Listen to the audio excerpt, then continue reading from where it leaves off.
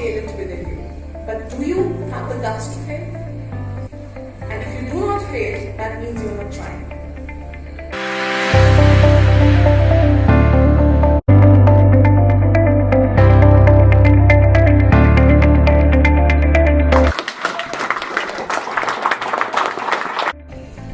Good evening, beautiful people.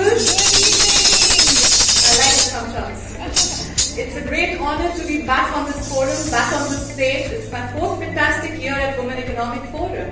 It's actually making me quite nostalgic because, 4 years back when I came for the first time on this forum, all thanks to Dr. Harbeen until date, I was launching my startup. And today, I'm running my startup successfully. We are the number 3 childcare in the city, and today I'm talking about how to make the company successful. I think this is incredible. Growing up, I always believed in the saying that it takes money to make money. But when I was working on my startup, I realized that it is not only money which is required. If you have a little lesser funds, it is potentially good for your business because it is going to then take you to places where you've never been to. It is going to make you do things that you've never dreamt of doing before. While some of the people, they push themselves, they hold themselves back in pulling the trigger of starting their own startup because they feel that funding is the most important thing. Secondly, perhaps they are not too ready to writing their own salary checks for some time, isn't it? So there have been various examples. There have been numerous organizations which started and are making billions in the industry today without even having any funds to begin with. Let me give a small example of Shutterstock. John Owinger, he was an amateur photographer, he was a professional software developer. Using and combining his skill set along with the 30,000 photographs from his stock library, he built up a stock photo website, and today he's a self-made billionaire. First is the idea. You need to have a rocking idea, which is different. Then I thought it's important to have the team, because if you have an idea, but you don't have people who are adaptive enough, who are not there to share the vision that you have for your startup, it is futile. A great business model. And even if you have a great business model, you need funding. You definitely need funds to run that business, run that organization, run that empire that you're starting with. And the most important thing is timings. You would not believe that success of any organization today amounts to timings being the 50% criteria. I'll repeat it once again. The success of any organization or any startup, timings amounts to 50% reason of its success today. Let's take a small example of Airbnb. What happened with that organization? That organization has been passed on by various smart investors because they thought, who is going to rent out a space in your house for a stranger for that matter, isn't it? But see what happened. They just launched and started their organization at the perfect timings when the recession has hit us and people wanted to earn more money. And see where the organization is today. Look at Uber. I think Lata was mentioning to me how Uber has been fantastic enough in ensuring that she reaches here safe. So it's the great organization and with an incredible business model. But look at the timings.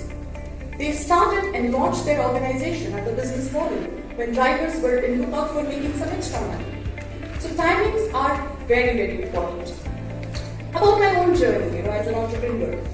I had quit my growing career with IBM India almost a decade back because I wanted to be an educationist, and today I successfully run a childcare organization which is operational 24/7 and which is the first of its kind in India. For me, timings again played a very, very important role because that was the phase when I realized working into the space of an HR. I realized that so many women, who are on sabbatical, who have taken career breaks because of their own child, they have all the reason to work guilt-free. They need to be back into the industry. They have all the reasons to come back and live their professional career. But there was a requirement of having a good and an effective childcare organization which is there as a support, not just looking after their kids, but also helping the child develop in the right capacity where and when the parent is not there.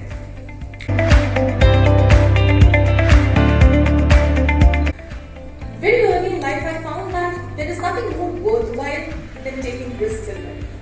Trust me, nothing.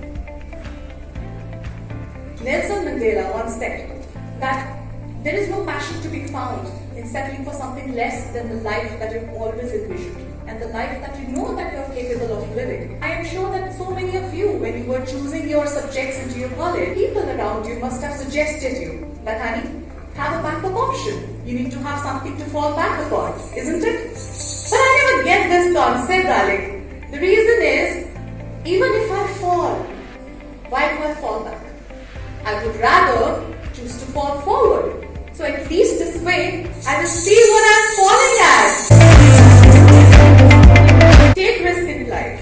Go ahead. Unless and until you do not take risks, I'm sure you're going to fail sometime. Don't have fears of failing. Because if you do not fail, that means you're not trying in life. So this is one of the key successes of being into a business and for your own growth into the life. Even if you're preparing for an IQ test, there are 5 dots. I'm sure we all have been through the IQ test, isn't it? So to join those 5 dots, you cannot join them unless and until you don't take that pencil out of the box. So think out of the box, have freedom of thought. You all have talent within you. But do you have the guts to fail? Ask yourself. And if you do not fail, that means you're not trying. If you want to achieve something in life that you have always dreamt of achieving, you need to step out and do that something that you've never done before. Thank you.